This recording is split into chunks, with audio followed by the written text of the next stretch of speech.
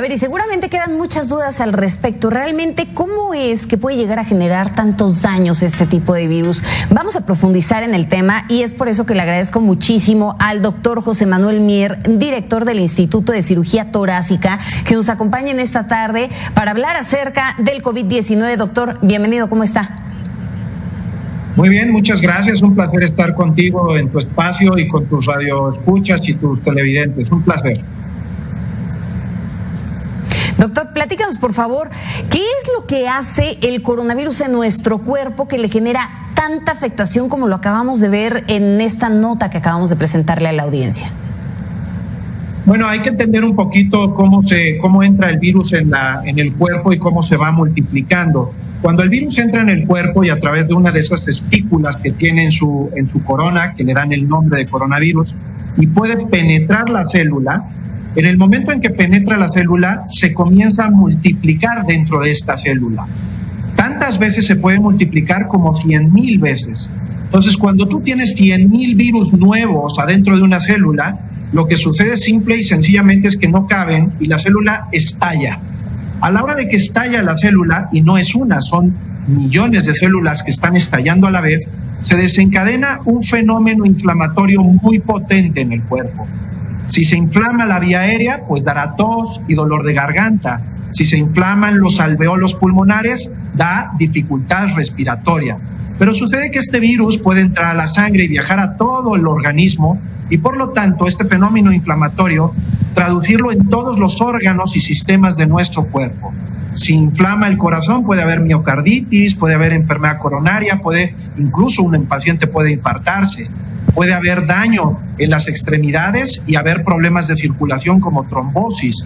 Y por supuesto, si llega al cerebro puede haber síntomas neurológicos como los tan conocidos pérdida del gusto, del olfato, pero también dolor de cabeza muy intenso, visión borrosa, incluso estados convulsivos.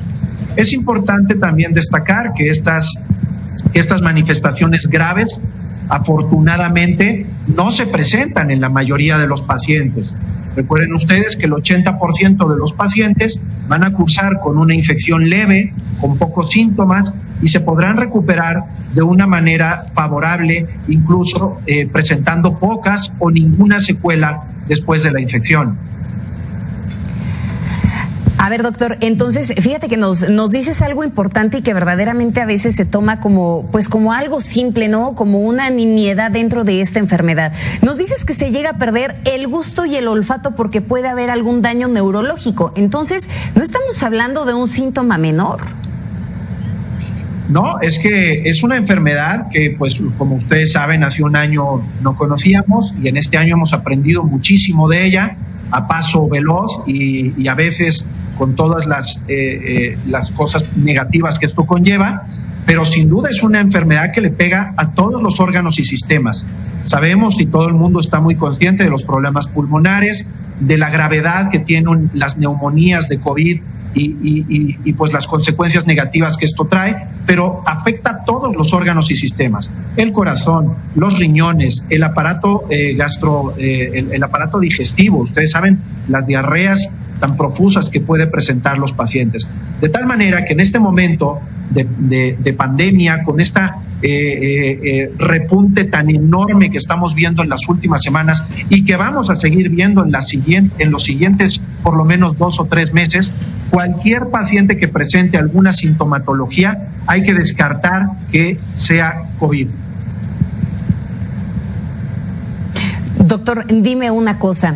¿Cómo queda nuestro organismo después de que se supera esta enfermedad? Porque ya lo veíamos en esta información, ¿no? De pronto hay algunas personas que quedan con secuelas, con un dolor de piernas. Nos han platicado algunas personas que lo han padecido, ¿no? Dicen, no, pues es que ahora me duelen mucho las piernas o me duelen los brazos, pese a que ya tengo algunas semanas o algunos meses de haber cursado por esta enfermedad, me duelen las extremidades, siento todavía que sí un poco agitado. ¿Cuáles son concretamente esas secuelas que se ven en la mayoría de los casos?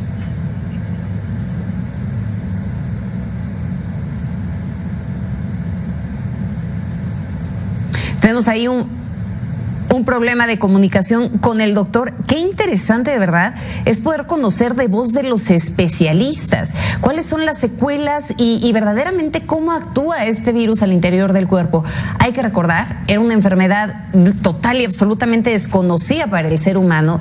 De pronto comienza este tema, este virus allá en China. Comenzamos a ver algunos de los estragos, se convierte en esta pandemia y nos ha llevado a tener que aprender de ella de manera acelerada. Las personas, los testimonios son muchos y bueno, también sería importante recordar lo que apenas nos decía el doctor Javier Tello esta semana a raíz de este seguimiento que le hemos dado al tema. El doctor Javier Tello nos decía, el problema en nuestro país es que a falta de la aplicación de pruebas, pues no tenemos realmente plenamente identificados todos los casos de las personas que han padecido de COVID-19 y entonces no podemos darle un seguimiento a esos pacientes para saber cuáles son las secuelas que están llegando a presentar, y eso más adelante se puede llegar a generar también se puede llegar a convertir en un problema de salud pública, el hecho de que no tengas perfectamente bien identificados. ¿Por qué? Porque de pronto vas a ver cómo empieza a crecer el número de personas que acuden a consulta con determinada enfermedad y que eso muy probablemente pueda llegar a ser una de estas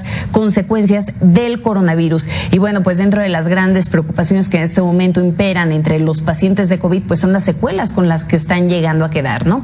Que lo veíamos en esta información, la falta de respiración, entre algunas otras cosas más, pues que forman parte de esta lista de enfermedades subsecuentes al COVID-19. Vamos a tratar de recuperar al doctor el enlace, la comunicación con él para poder seguir platicando al respecto. Mientras tanto, vamos a platicar acerca de la vacuna de Pfizer. Fíjense que, llamaron mucho la atención las declaraciones que ayer daba el subsecretario de Prevención y Promoción de la Salud, Hugo López-Gatell, porque afirmó que ni México ni otro país del mundo cuenta con una red de ultracongelación para poder distribuir millones de vacunas contra el COVID-19 que fabrica esta empresa, la empresa de Pfizer.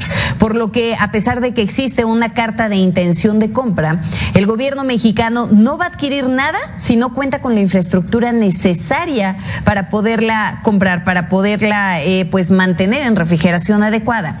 Agregó que la vacuna debe de permanecer en congelación continua a 70 grados bajo cero y una vez que se saque debe de usarse en máximo 5 días, de lo contrario pierde eficacia.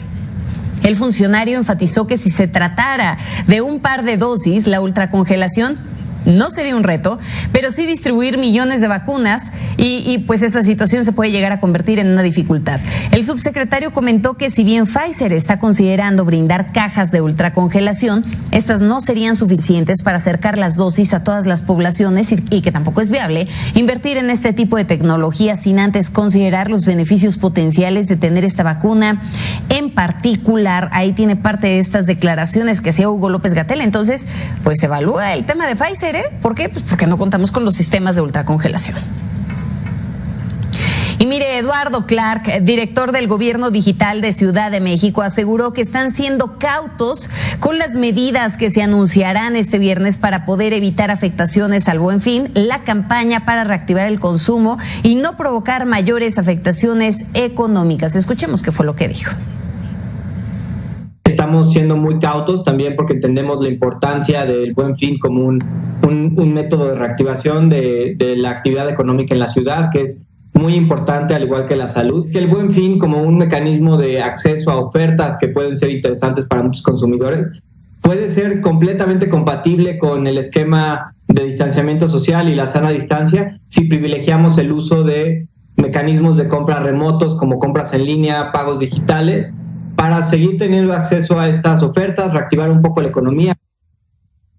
Además, rechazó que en algún evento en específico en las últimas 2 semanas, como fue la acumulación de personas en el exterior de la iglesia de San Judas Tadeo o las exposiciones con motivo del Día de Muertos, hayan provocado el alza de casos. Es muy difícil saberlo, pero la mayoría de los contagios, como bien señalas, y se reflejan en hospitalizaciones 2 semanas después. Es decir, el incremento de ingresos que hemos tenido en los últimos días probablemente refleja cosas que ocurrieron en los últimos días de octubre y los primeros días de noviembre. Es difícil poner el dedo en un evento específico que haya ocurrido que pueda haber cambiado la tendencia. Estábamos platicando justamente acerca de las secuelas del COVID-19, estas secuelas que pueden llegar a quedar en el cuerpo de los pacientes que cursaron por esta enfermedad. Dinos una cosa, ¿hay daños a largo plazo? Puede haberlos porque depende del órgano que se haya afectado. Es, por ejemplo, el aparato circulatorio, el corazón, o algún miembro, alguna pierna después de una trombosis, o por supuesto el daño pulmonar que puede quedar secundario a una fibrosis pulmonar. Recordemos que hay pacientes que incluso han tenido ya que ser trasplantados después de haber sufrido COVID. Pero el mensaje debe ser de calma, no de alarma, en el sentido de que la mayoría de los pacientes van a cursar su enfermedad con pocas o ninguna secuela. Bien, ahora, en el caso de los asintomáticos, ¿se puede llegar a presentar alguna secuela? Porque de pronto hemos escuchado también información de gente que dice que el hecho de que haya sido asintomático pues no significa que no vaya a quedar alguna secuela en tu cuerpo. ¿Es así? Bueno, primeramente me gustaría puntualizar, no hay enfermo asintomático, hay enfermos mal interrogados. Cuando un enfermo se interroga bien y profundamente, siempre le encontramos algún síntoma, aunque sea pequeño, de tal suerte que el asintomático real no existe. Pueden ser oligosintomáticos, mas no asintomáticos. La probabilidad de que un sujeto con esta sintomatología presente alguna secuela importante o permanente es realmente muy remota. Hay que estar pendientes de los pacientes que se ponen graves, porque es en ellos en los que probablemente tengamos alguna secuela que vigilar y seguir durante mucho tiempo. Finalmente, y bueno, ya para que podamos concluir esta entrevista, doctor, ¿cuáles son las recomendaciones para aquellos pacientes que sufrieron COVID-19? Para aquellos enfermos que han sufrido COVID-19, yo los invito a que hagan conciencia en su círculo más cercano, para que la gente entienda que este es un problema real, que la sana distancia, el uso de gel hidroalcohólico, el cubrebocas y el respeto a los demás es fundamental. Es muy importante que creemos conciencia. Faltan muchos meses antes de que tengamos una vacuna, antes de que esta curva de casos positivos descienda. Por lo tanto, a todos aquellos que han sufrido la enfermedad y la han superado favorablemente, creen conciencia en su grupo más cercano, en su alrededor, porque el que hace esta labor hace una gran labor por nuestra comunidad. Sin duda, doctor, muchísimas gracias de verdad por esta entrevista. Lástima que tuvimos ahí algunas fallas de comunicación, pero mantengámonos al habla porque es un tema que verdaderamente va a involucrar muchísima información con el paso de los días. Cada vez se conocen más aspectos al respecto de este virus y bueno, bien vale la pena poderlos analizar. Sin duda que sí. Estamos a sus órdenes y un placer estar contigo y con tu auditorio. Muchísimas gracias, doctor José Manuel Mier, el director del Instituto de Cirugía Torácica. Hacemos un corte. Volvemos con más.